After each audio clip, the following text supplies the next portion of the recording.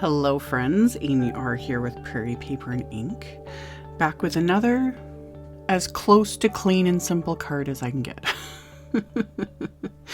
I had the Simon Says Stamp Extra Large Rose Bouquet Stencil sitting here.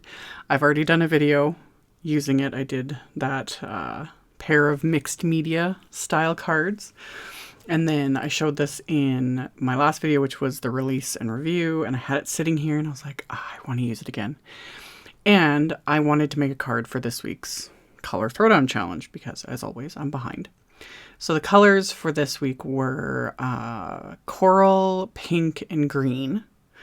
So I was looking at the stencil and I was like, this is perfect for those colors. So I have my card base and I used some painter's tape to mask off. And then I also was using painter's tape to mask off like the leaf areas, but in the end, you'll see I don't end up masking everything. That's usually why I used to avoid stencils like this is I just get annoyed, like feeling like I need to mask off every little area, you know? But I've got these little blender brushes that I've been raving about in the last however many videos that were just released at Simon, and I love them. So they're brushes, they're not daubers, and I'm just having fun with them. So I'm using Simon's Apricot ink and Rose Apple ink to ink up the flower sections. And if you're not familiar with Simon's ink, it is not water reactive. It is water based, but it's not water reactive. So their inks, whether you're stenciling with them or stamping with them, anything like that, they smooth out as they dry. So you just get this smooth, soft color I love. And I also love because they're not water reactive, I can do things over top, like any sort of splattering, or if I wanted to add stenciling on top with like glitter paste, anything like that, the inks aren't going to move and they're not going to change. So it kind of depends on what you're doing, what you're going for. But for things like this, for nice smooth blending, I love it. Plus, I love that it's not going to smear when it's dry.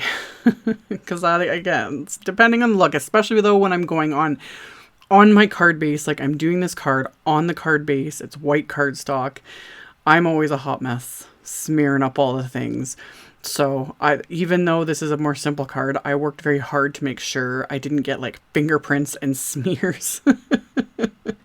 Any of those things on it, because that's why I do the layers and the splatters and all the things, because it covers up all the oops. So I didn't bother doing masking after, you know, the flowers. I was like, you know what, these little blender brushes are perfect. They're getting where I need to go.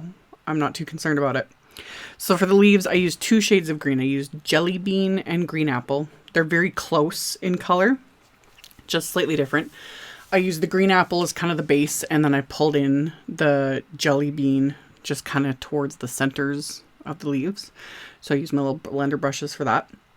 And then after I was finished blending on the front of the card, I take off the stencil, remove my card base from my craft mat, wipe off any ink I got on my mat because it's guaranteed I did, and I didn't want to get, you know, again, smears anywhere.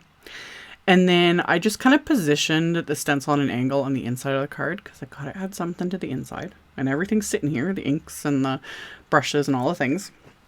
And so then I just quickly blended over the stencil, just the same colors, the apricot with a little bit of the rose apple, and then the greens for the leaves, just to give the inside that little extra something.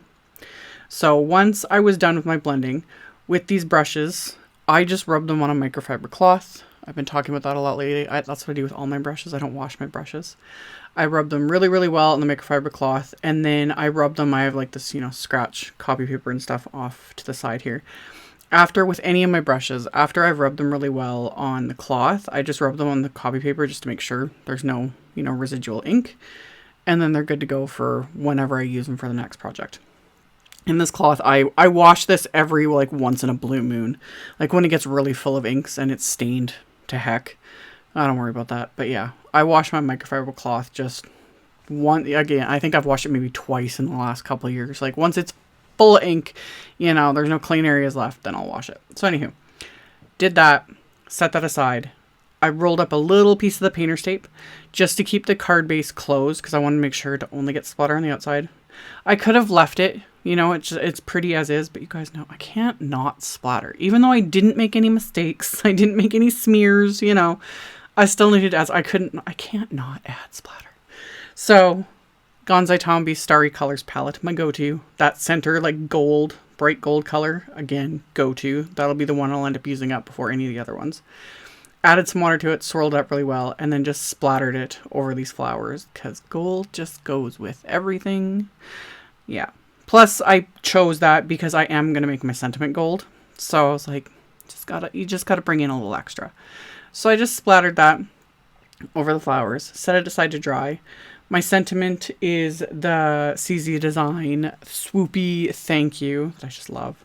And the top layer is Tonic's gold satin cardstock that I have used in a ton of videos. Absolute favorite. It's, yeah, like I showed a second ago. It's not super reflective like the, the mirror finishes, stuff like that. It's just beautiful. I love it. I have multiple packs of it. Tonic is never allowed to retire it. Otherwise, they will receive a strongly worded letter from me. It's my favorite. It's literally one of those ones where I'm like, I should probably order like 10 packs of this so that I never run out in this lifetime. But anywho, the sentiment, I stacked 2 layers of white cardstock and then the top layer is the gold satin cardstock. So it's got that dimension that I love. And then the base of the sentiment, I die cut from Simon's vellum because it gives that extra something, so it still gives it that, makes it pop a little bit on the card, and yet you can still see through it to see, the pretty flowers and everything underneath. When I adhere to the vellum, I use very tiny little dots of glue. I wasn't really squeezing the glue very much so that it doesn't ooze out anywhere because glue shows up on vellum.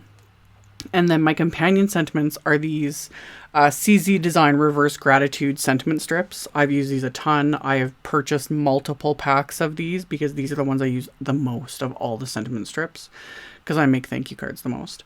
So I trimmed down a couple sentiments for the card from that pack.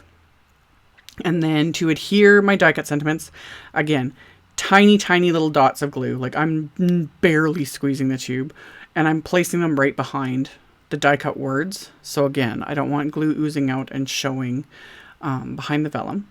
And then I'm going to adhere that to my card base. And then the little sentiment strip, I just cut down some of the leftover scraps from that piece that I'd cut for the sentiments. Just cut those down, cut them in half, and then I just adhered a couple together with the glue just to pop it up a little bit, give it that little extra something. And then I'm going to pop that onto the card front as well. And then going to adhere the remaining sentiment there onto the inside of the card. And then I'm going to pair this card with actually, I think it's like a burnt orange envelope for my stash. It just kind of went nicely with these colors. And that's it. I know. Shocking. This is clean and simple for me. And the colors are just pretty. I wanted the stencil to really stand out. That little bit of gold.